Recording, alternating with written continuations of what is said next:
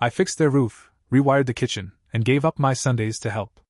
At dinner, my wife's brother said loudly, "You do all this because you know you don't belong." She didn't defend me.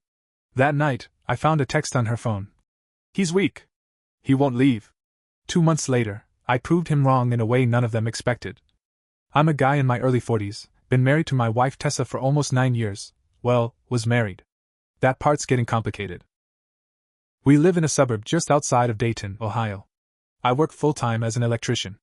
I've done all right for myself, not rich, but I've always been the kind of guy who'd rather fix something myself than pay someone else to do it. Tessa came from a different world. Her family's the type that always went on vacations to Hilton Head, had backyard weddings with catered shrimp towers, and talks about wine pairings with dinner. Her dad and mom were both teachers but retired early with a good pension. Her brother Trevor got into commercial real estate and never shut up about it. When I first started dating her, they were polite enough. But there was always this air like I didn't really fit. Not in a "you're a bad guy" way, more like I was a handyman they accidentally invited to Christmas dinner. They never said it out loud. Just small things. Jokes that made me feel dumb. Questions that felt like tests. But Tessa made me feel like I mattered. At least back then. She used to run her fingers through my hair when I came home covered in drywall dust. Said she liked how strong my hands were. Told me I grounded her. So I did what any guy would. I built a life for her. I gave her everything I could. And when her family needed help, I was there. Last summer, after a nasty storm, her dad's house started leaking bad. Shingles torn up.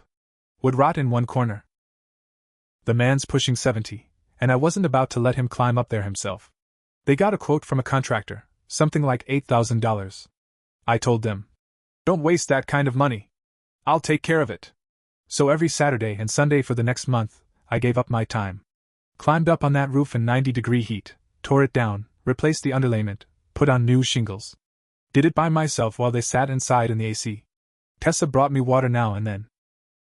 Her mom smiled from the kitchen window. Nobody offered to help. Then the flickering lights started in their kitchen. They blamed the fridge, then the oven. I went over to check. Turned out the wiring was ancient and the breaker was overloaded. I told them I could rewire the kitchen safely and bring it up to code. That's no small job, but I did it. Rewired every outlet, replaced the breaker panel, even put in new fixtures. They never offered to pay for the parts. I didn't ask. "I thought that's just what you do for family," Tessa said. "They appreciate it, they just don't always know how to say it." I believed her. It was her mom's 67th birthday. They went all out, hired a caterer, long table set in the backyard, strung up lights, linen napkins. I wore a button-down shirt and jeans that didn't have holes. Trevor showed up in a blazer and didn't shut up about some property he just flipped in Cincinnati. At one point, someone complimented the new lighting in their kitchen, and her mom casually said, "Oh, Derek did all of that. He's been fixing everything lately." That's when Trevor leaned back in his chair, looked me dead in the eye, and said, "You do all this because you know you don't really belong here, right?"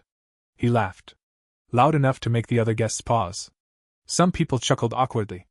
Tessa looked down at her plate. She didn't say a word. That silence? That hit harder than anything Trevor could have said. It wasn't even the insult, it was that my wife didn't have my back. Not even a, "That's not funny, Trev." Nothing. I went home that night and lay awake for hours. She was asleep beside me, mouth slightly open, like she didn't even care what had just happened. I got up around midnight to grab water. Her phone was on the charger in the kitchen, screen lit up with a new text from Trevor. Curiosity got the better of me. I know. But my gut told me something was wrong.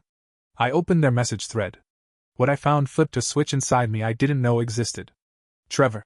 LMAO, he's still fixing the kitchen. You've got him trained. Tessa. He's weak. He won't leave. Just let him finish the electrical and we'll be done. I stared at that screen for a long time. Not just one text. Several. Months of her complaining about me, making fun of me with her brother.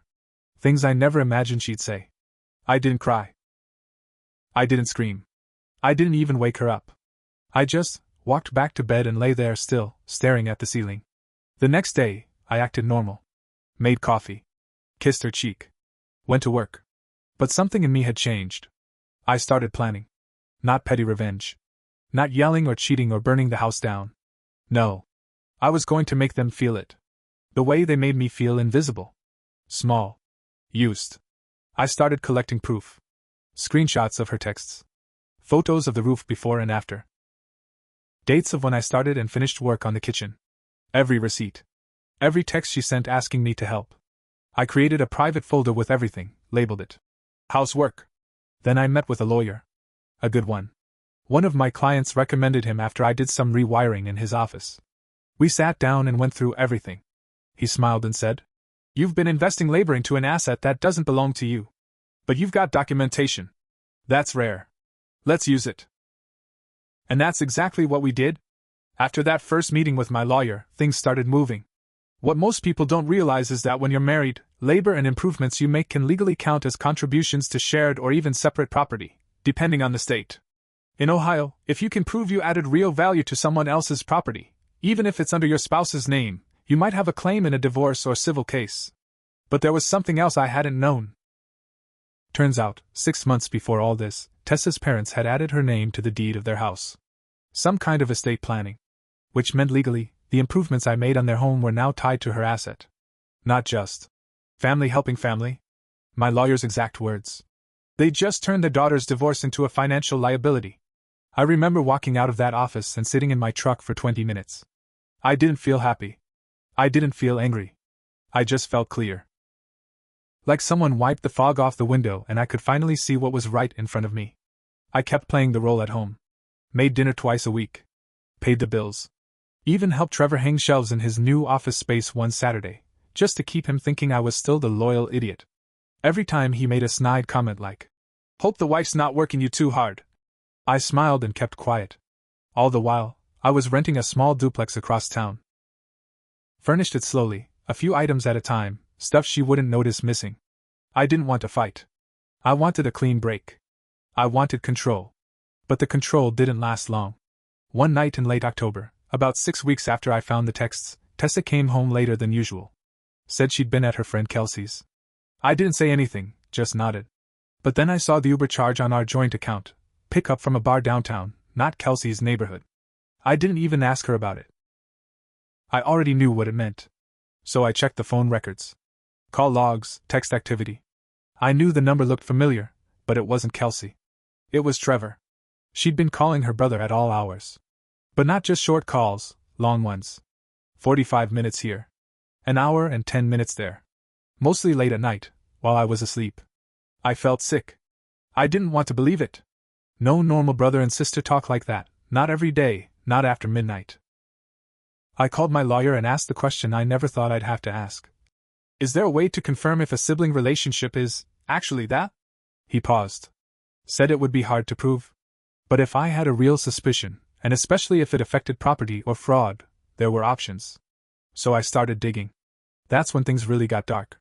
I didn't confront her. I stayed calm. Patient. Then one afternoon while she was at the gym, I went into her office drawer, where she kept old flash drives from her college days, and I found one labeled Taxes 2019. It was mostly spreadsheets and PDFs, but one folder stood out. New Year Indy. Inside? About a dozen photos. Her, Trevor, and another couple, celebrating New Year's Eve in Indianapolis. I clicked through the pics, and my stomach dropped. The way she looked at him. The way he had his hand on her lower back. One photo caught them mid-laugh, his hand dangerously low on her waist, their bodies close. Way too close for siblings. My hands started to shake. I copied everything. Flash drive, phone records, Uber logs, and sent it all to my lawyer. He replied an hour later. Derek, we may be dealing with more than infidelity. This could be abuse. Grooming. Maybe something ongoing. We need to tread carefully. I didn't know what to think. Part of me hoped it wasn't what it looked like. But the other part, deep down, knew. I felt like my whole life had been a lie. And then, out of nowhere, she confronted me. She came home one night and slammed her purse down. Why are you being so quiet lately? What are you hiding? I stared at her. She stood in front of me like she had the upper hand. I'm not hiding anything, I said. But you are. She froze. What's that supposed to mean? I looked her dead in the eye. You think I don't know about the texts? About Trevor? About the lies? She turned pale. Her mouth opened like she wanted to deny it, but she didn't say anything. I saw the photos, Tessa. I know. She didn't cry. She didn't scream. She just sat down on the couch and stared at the wall. That night, I didn't sleep in the house. I went to the duplex. She tried calling me around 2 a.m. I let it ring. The next day, my lawyer filed the divorce petition with a request for a formal investigation into her relationship with her brother, given the potential for fraud, coercion, and psychological harm. Her family went silent. No calls. No texts. Nothing. Then the subpoenas went out. And that's when things got even worse. 2 days after the subpoenas were served, my phone rang while I was wiring a new panel in a client's basement. It was my lawyer. "Derek, I just got off a call with opposing counsel. You're not going to like this." I stepped outside and leaned against my truck. "Hit me." "They're denying everything. Tessa says you're mentally unstable, that you've been paranoid and controlling for years. Her family's backing her. They're building a narrative that you fabricated everything because you resent her success." I laughed, one of those hollow, exhausted laughs. "Let me guess, Trevor's leading that charge?" "You bet. But here's the twist, he's saying the texts were jokes. Dark humor between siblings. Trying to spin it like your suspicions are coming from jealousy. They were playing defense, but they were also getting desperate. Do they know about the photos yet?" "No. Hold that close. We'll use it when it matters." I hung up and just stood there for a while, staring at nothing. I knew what they were trying to do. Gaslight me into looking like the bad guy. Flip the script. Paint me as the angry husband with a wild imagination. But they didn't know what else I had. See, about a year ago, before all this, I installed a low-voltage camera system in Tessa's parents' garage. It was supposed to be temporary, just while I fixed the roof. I'd forgotten about it after the work was done. It was a cheap system, nothing fancy. But it had motion alerts, and it auto-uploaded to a basic cloud server. After the dinner where Trevor humiliated me, I remembered the camera. I logged into the cloud account. It was still active. Still storing files.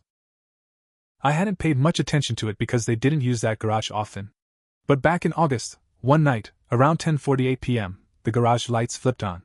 Trevor's car pulled in. Then Tessa got out from the passenger side. They were laughing. She stumbled a little. He caught her. For a second they just stood there, way too close. And then she leaned in and kissed him on the mouth. Not a peck. Not an accident. It was real. She pulled away, kind of looked around like she was checking for cameras. Too late. That file went straight to my lawyer. That changed everything. 3 days later, I was served with a temporary restraining order. She claimed I'd made threats, and that she feared for her safety. No proof. No witness. Just her word. It was a power move, meant to make me look dangerous and mess up my case. But I was ready. My lawyer filed a response within 24 hours. He submitted an affidavit, attached our evidence folders, and requested an emergency hearing to have the order dismissed and bring in an investigator to look into the garage footage. At the hearing, her side looked smug walking in. When our lawyer queued up the security clip and played that 30-second video on the courtroom screen, you could have heard a pin drop.